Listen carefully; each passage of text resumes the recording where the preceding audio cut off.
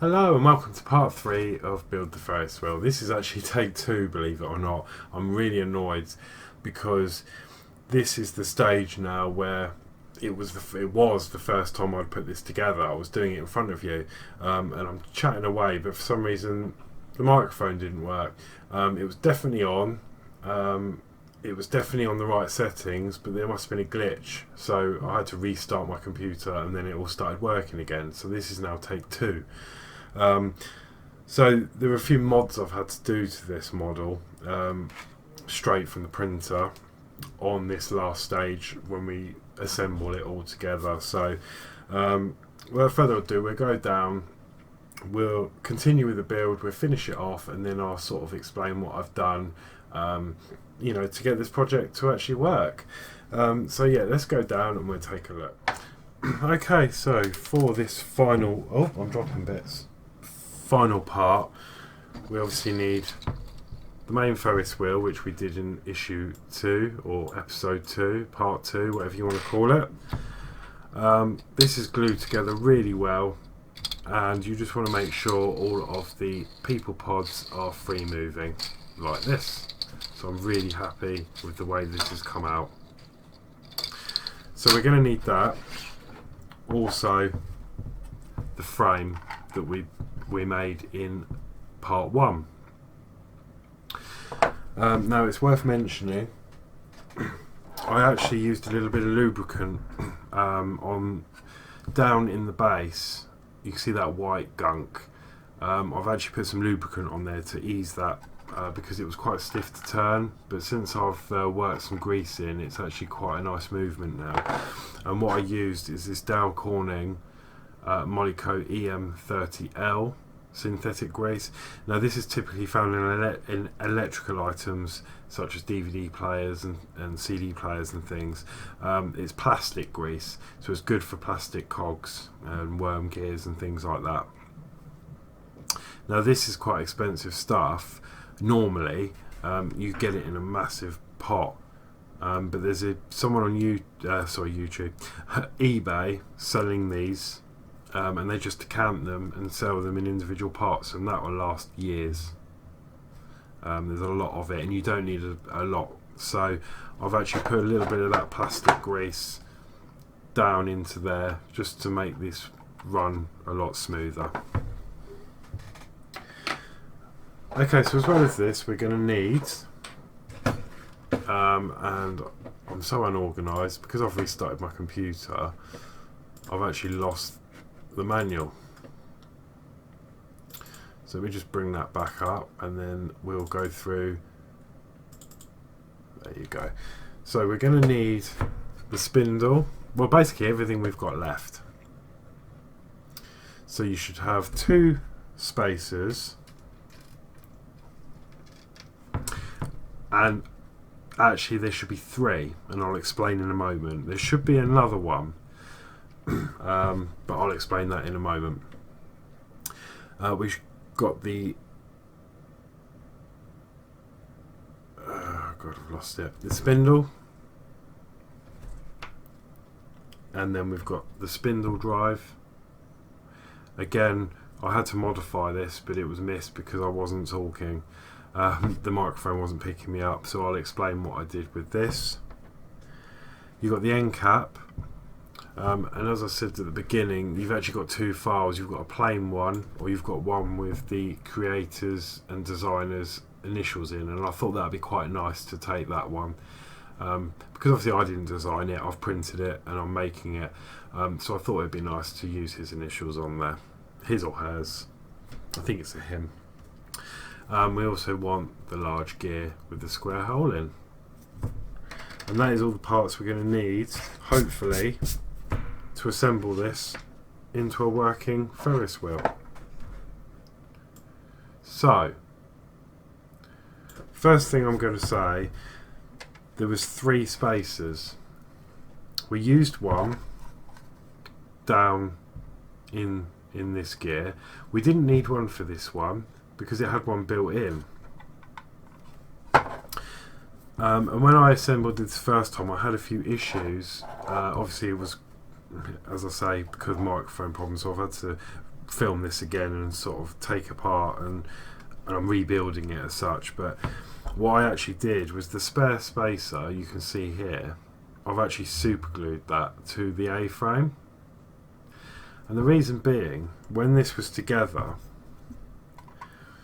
this top gear on the wheel kept wanting to go inwards, and it was getting caught behind the medium gear. So of course when it was spinning, it wasn't actually turning the Ferris wheel. So what I've done is I've strategically placed this spare washer, which I'm not sure where it's from, onto there, just where the teeth meet. See? So that when it's turning, this can't go back behind that gear. So I'm hoping when I put this back together, it's going to work okay. But you want it along, you don't want to put it too high up, because if you put it too high up, that washer could get caught in the spokes. So that's why you want it sort of flush with the bottom of the gear, because then it can run smoothly. And what I might end up doing is putting a little bit of that white grease just on the face of that, just to help that glide through. But at the moment it is smooth, so I shouldn't have any problems. Okay, the other thing I had an issue with was this. So this brings me on to step one. You want to take the spindle drive and the large gear.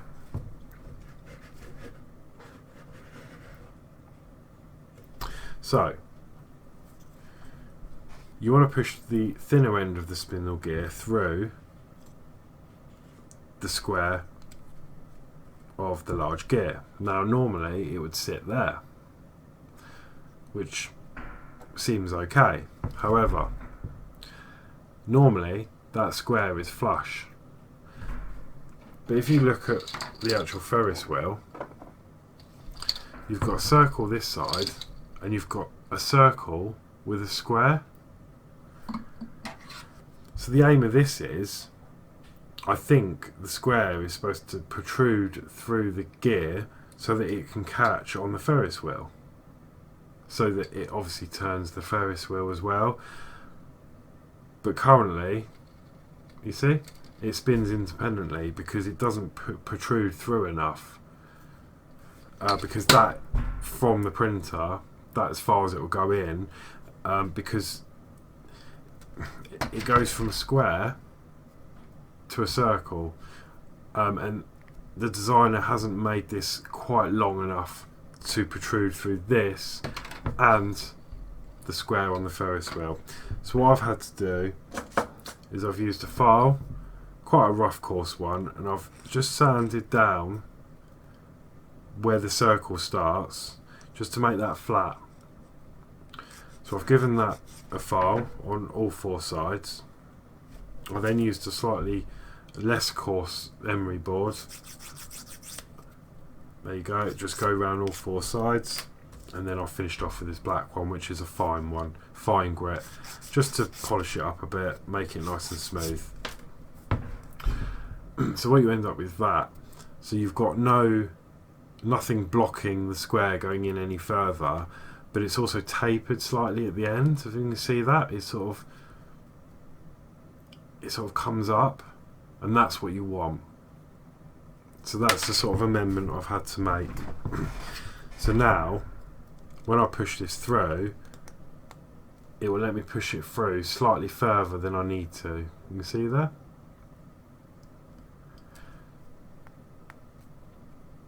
So now, when I line this up with the Ferris wheel, see, that now locks into place, and it will turn the Ferris wheel.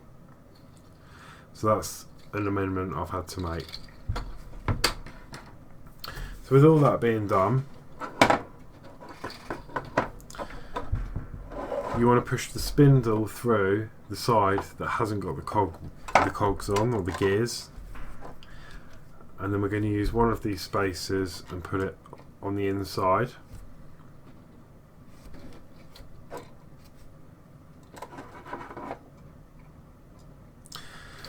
We're then going to fit the Ferris wheel in and then push the spindle through the centre like so. So you've got the spacer between the frame and the Ferris wheel, and just push that through some of the way. Next we need to add the gear, the large gear on this side. So this is quite flexible, so I'm just going to manoeuvre that in. Okay. Then you want the other spacer on the rest of the blue part inside, like we did the other side, and then just clamp that together and click all that together, and that's what you should have. So now you can see the purpose of that spare washer that I've used. It looks a bit funny, but I'm not too worried because it's better that it works, and that's just going to stop that coming out. Okay, so with that done and pushed up together,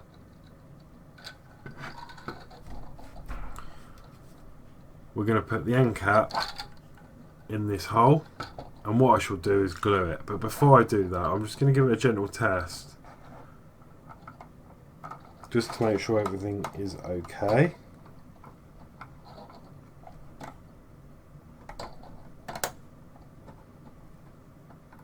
And I think we're good. So I'm going to put a little bit of glue on this end cap, as I said. Actually, I'm not going to use this. I'm going to have to pour it out because I think it's drying up, this glue.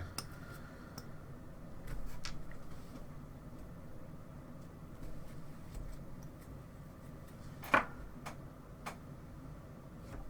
then with a cocktail stick, I'm just going to put some glue around the edge of the stopper.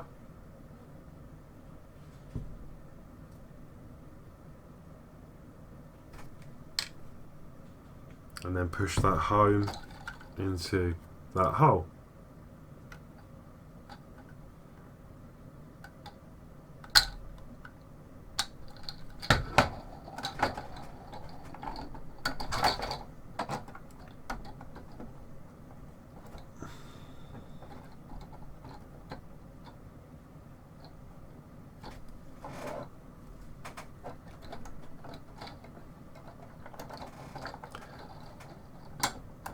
Line that up, and there we go.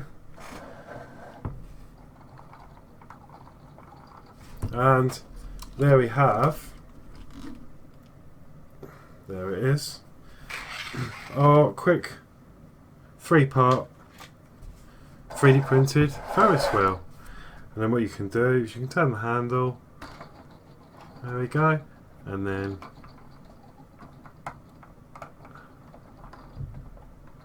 there we go, it works, which is brilliant.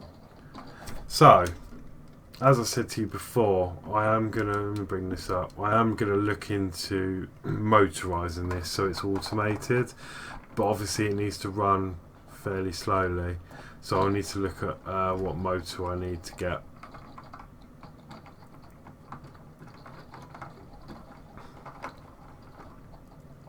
But that is the 3D printed Ferris wheel. Okay, so thank you for watching. I hope you enjoyed this little mini series. Please give it a like if you want me to make more. Leave a comment. Leave any comments in the comments below. I really enjoyed that. It's a little bit tricky at the end. I had to modify it slightly, but there it is, and it's a good start to my my fairground sort of theme I'm going to go for over time. So yeah. As I say, I hope you enjoyed that video. Please like, share, subscribe. If you wish to buy me a coffee, there is a link in the description below, and I've also got a Amazon wish list. So if you want to support me that way, that'd be great. Thank you to those who already have. That it means so much. Thank you. So until the next mini 3D print project, take care, and I'll see you soon.